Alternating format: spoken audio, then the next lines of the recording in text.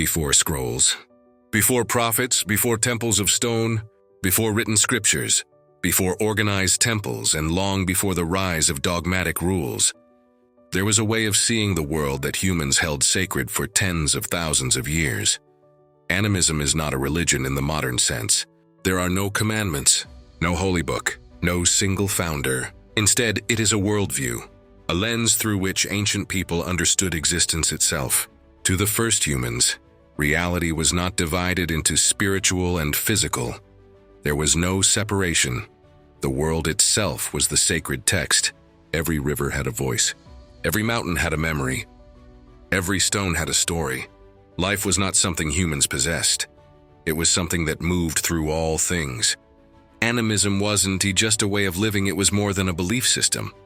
It was a lived experience.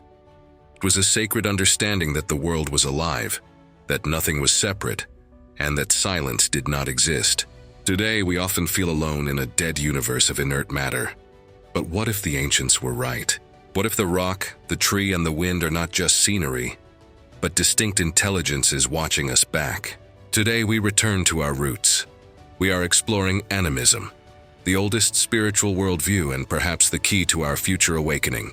The word animism comes from the Latin word anima, meaning breath, spirit, or life. In the modern world, we represent a very small blip in human history. For 99% of our existence, our ancestors did not walk on the earth, they walked with it. They didn't see a forest as lumber or a mountain as a resource. They saw a community of persons. To the animist, personhood isn't limited to humans. The river is a person. The storm is a person. The ancestors are present. Everything has interiority. Everything has a face. If you look for it in the history books, you might find it labeled as a primitive religion. But that is a misunderstanding. Animism was never a religion in the way we think of it today. There were no popes, no central prophets, and no rigid dogmas. It was not a faith you converted to. It was a worldview you lived within. At its core, animism is the perception that the world is full of persons, only some of whom are human. The jaguar has a spirit. The cedar tree has a spirit. The river, the stone, and the thunder, they all possess agency. Agency means they are not just background decorations for the human drama.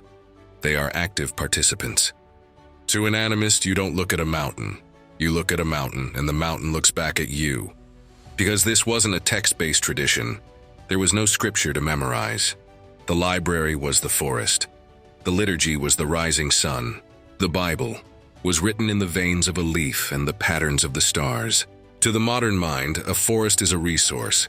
It is timber waiting to be cut. But to an animist, the forest is a council of elders. This shift in perception changes everything. Take a rock, for example. To us, it is dead, inert matter. It has a heavy, silent form of consciousness that operates on a timeline far slower than our own. The wind wasn't just air moving from high pressure to low pressure. It was the breath of the world. A thunderstorm wasn't just weather. It was a deity, a furious spirit demanding respect. The river wasn't just water flowing downhill. It was a living vein, a provider, a distinct personality. In this worldview, nothing is random. You are walking through a room full of eyes. Every flash of lightning and every animal that crosses your path is a word in a sentence the universe is speaking directly to you. When we think of religion today, Judaism, Christianity, Islam, Buddhism, we think of the pillars of civilization. But on the timeline of human spirituality, these organized religions are incredibly young. They are the golden sliver at the very end of the story. Animism is the darkness before the gold. It stretches back tens of thousands of years, perhaps to the dawn of consciousness itself. The difference is about access. Organized religions are often vertical, hierarchy, priest, prophet, scripture, God up above. Animism is horizontal.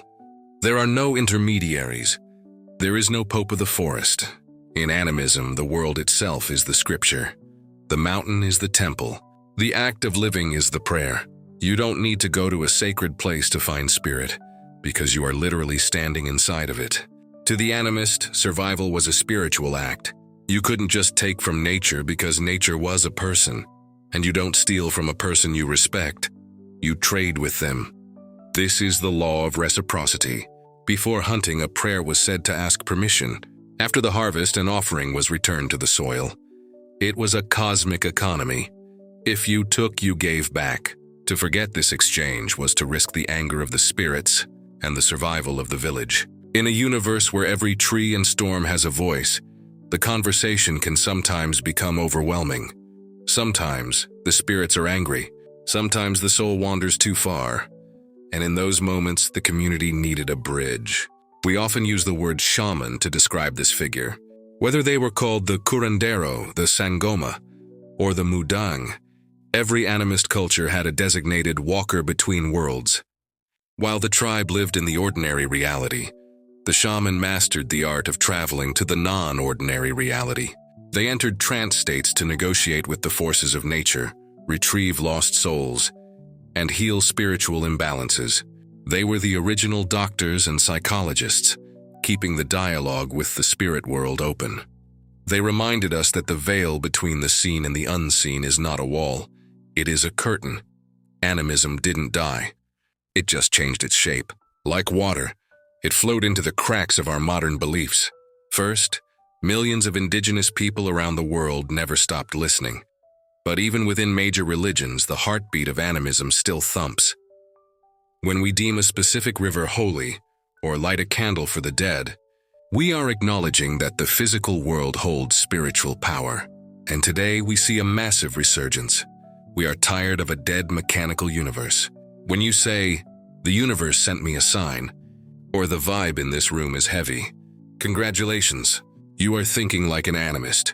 We are realizing that we don't need to look up to find the divine. We just need to look around. Before the first temple was built, before the first prophet spoke, there was this, a silent, sacred relationship between the human soul and the living universe. Animism is not a relic.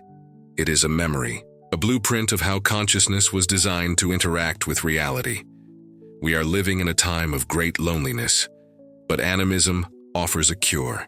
Because when you truly remember that everything is alive, you stop walking through the world as a stranger. You begin walking as a participant in a cosmic community. You realize that you are never alone, because the wind knows you, the ground supports you, and the sun feeds you. To awaken is to finally see the family that has been waiting for you all along. Before religions, before prophets, before the first story was ever written, there was a relationship between humans and the living universe. Animism is not a relic. It is a memory, a blueprint of how consciousness once interacted with the world. And perhaps it is a vision humanity is slowly returning to in this new age of awakening. Because when you remember that everything is alive, you stop walking through the world as a stranger. If this video found you and helped you see the world with new eyes, please honor the exchange, like, subscribe if you haven't already, and share this with a fellow traveler. You are part of a remembering, a returning to the oldest spiritual truth humanity ever knew. Stay curious, stay awake, and stay connected to the spirit in all things. I'll see you in the next unfolding. Until next time, Universal Consciousness signing out.